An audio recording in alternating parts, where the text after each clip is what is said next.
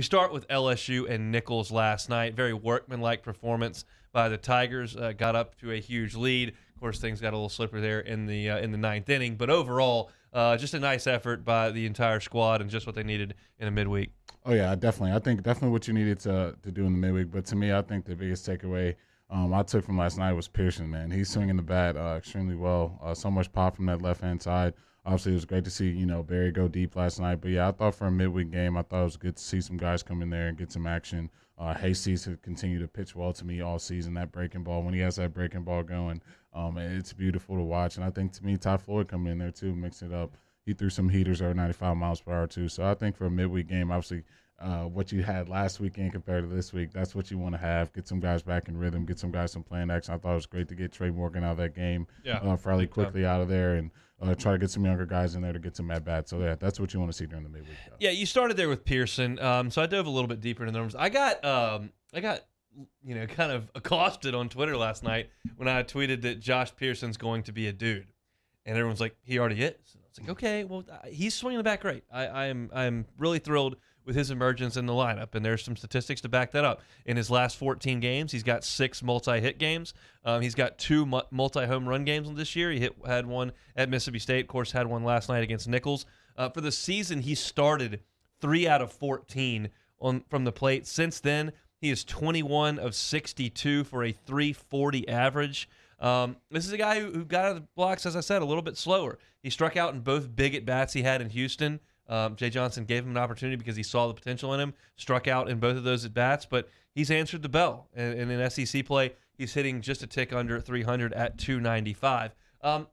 Trey Morgan, Cade Doty, Dylan Cruz, Jacob Berry, those are dudes right now. Josh Pearson's got all the potential in the world and is a really solid piece to this lineup, and I feel great when he's in the box, but he still sits sometimes against lefties and is not quite as established as those guys. So I'll defend myself a little bit in saying that he's going to be a great player here at LSU. He's already a really nice piece to this offense. We've seen him hit the ball the other way. We've seen him hit for average. We've seen him now hit the ball over the wall in right center field. He hit a dead center last night, which is a great swing. So awesome to see Josh Pearson. I thought Bryce Collins was pretty good. He showed a little changeup early in the game that we know he's got the big overhand breaking ball and the fastball's up to 92 at times. To him to throw another changeup, that to me is a guy who has a potential to be a starting pitcher in this program at some point. Right now he's valuable to eat up some innings, but I thought he was pretty good. And like I said, I thought Floyd was okay. Not a ton of breaking balls. The fastball had some life to it. He can overwhelm Nichols with that heater. But I thought he was just fine. You mentioned getting Trey Morgan out of the game. I thought that was great. As much rest as he can possibly get. I think he's just going to be compromised the whole year, which is a bummer. I think it's limited him in his range defensively. I think he's not swinging the bat quite as well as he did last year. He's been pretty good. Got some huge hits, but hasn't been quite as good. And then the elephant that people want to talk about in the room, Jordan Thompson, short up to throw in the middle innings, and that just drives people absolutely nuts. Myself included at times, but that's what I'm talking about. That one didn't hurt, and LSU went on and blew somebody out. Those are the errors we have to hope for as LSU fans and for this LSU program. They're not going to be great on defense, but if they make errors that don't hurt them very badly, then that's the best we can hope for. Yeah, I mean, that's all you can hope for. You thought the haircut would, cut the errors in half, but, look like they reared their ugly head again. But I think, like you said, man, for this team, I don't think we're going to be seeing, the best fielding team we've seen in LSU history. They're going to make some mistakes, and that's okay. I think when you have the batting that you have, and especially when guys are swinging the bat well, you can kind of erase some of those errors. You just hope they're not in high leverage situations where, the game is on the line and you pitch one around the infield where you shouldn't be throwing it. So, but I think for me, yeah, that's what you want to see during a midweek game. I thought, obviously you took a huge lead and you got some guys coming out of the bullpen that kind of held it on for you, and it really wasn't even a close game at all. We mentioned Pearson being a big emerging piece to this team, and that's bound to happen in a 56-game regular season.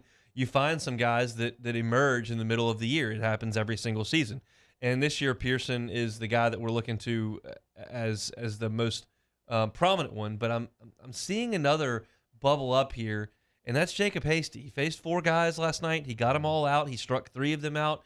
Jason Kelly comes on every single Wednesday, as he will in 25 minutes, and talks about the metrics that Jacob Hasty has. And he's looking at the spin rate, that the downward and horizontal movement on that slider is big league level. The fastball's got a really good spin rate as well. It stays on plane, and he's been a serious shot of life. He's filling the role that we thought Javen Coleman would fill for this team. Of course, you see Javen Coleman last year in the regional, sensational, pitched pretty well in the super regional against Tennessee, against a really good lineup, and you're thinking, all right, that's a freshman, 92 miles an hour. He's really going to emerge as a sophomore and be a star. And he very well may have, but he got hurt and is out for the year. Now, you look at Jacob Hasty, who was in no man's land as of a month ago, and all of a sudden, that's a guy I expect to see in a lot of games, a lot of high-leverage spots for this bullpen.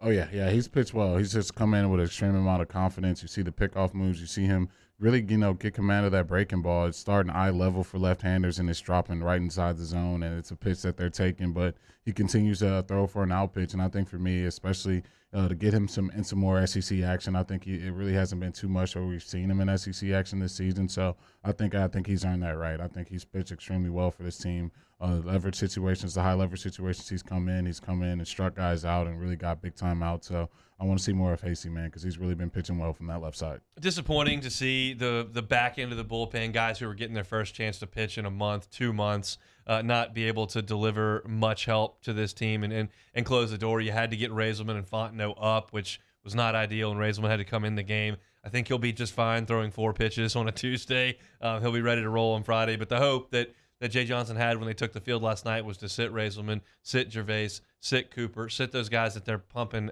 tons of innings and multiple outings every single weekend. You did have to go to Raiselman last night, but again, he threw 4 pitches, got the strikeout, no big deal. Move on down the line. But I feel for the guys who show up to practice every day, show up to weightlifting every day, have study hall, have all that stuff, and don't get a chance to pitch very often. Then they get to go out there, whether it was Helmers, Fowler, Schaefer, those guys, and just didn't quite have it, which is probably to be expected when you haven't pitched in a game in a very long time. Yeah, it really has. And I think for me, I was really excited for Schaefer. I thought he had a great opportunity. I thought it was, if he really went out there and was lights out, I thought it would be another opportunity for you to get another left-hander possibly on the weekends that you could, turn to, but obviously not the performance that you want to see from him. And obviously with the other guys out there following, some of the other guys getting some opportunities, not what you want to see, especially against a Nichols baseball team. But it's unfortunate, but I think, the guys that you kind of seen this season already, obviously Cooper and Gervais and Raiselman and some of the guys you can really, really depend on. You know who those guys are. It's just kind of unfortunate some of these other guys couldn't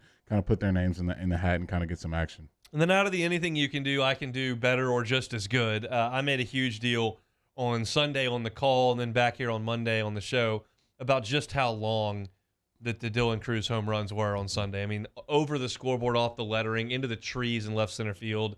Those were bombs. And I don't recall seeing a ball hit off the top of the scoreboard like Dylan Cruz did on Sunday. And then Jacob Berry turns around last night, and he gets a high fastball from the left side and absolutely turns and burns on that thing way over the top of the bleachers in right field with a sweet little bat flip to go with it. These guys the weather's warming up, the ball's jumping a little bit. These guys are locked in because they've been swinging the bat now against SEC pitching now for 2 months.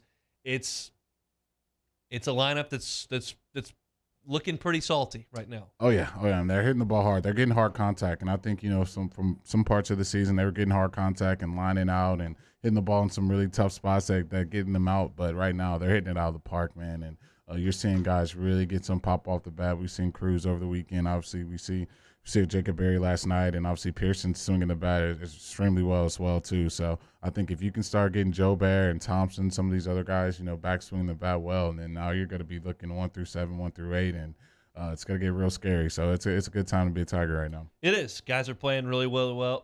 D1 baseball recognized that, put them at number 15 in the projections this week, meaning they would be a host at Alec Box Stadium for regional weekend, and we like that. Thanks so much for watching Hunt Hill on YouTube. Now do us a favor. Hit the red subscribe button below and throw us a like. See you next time.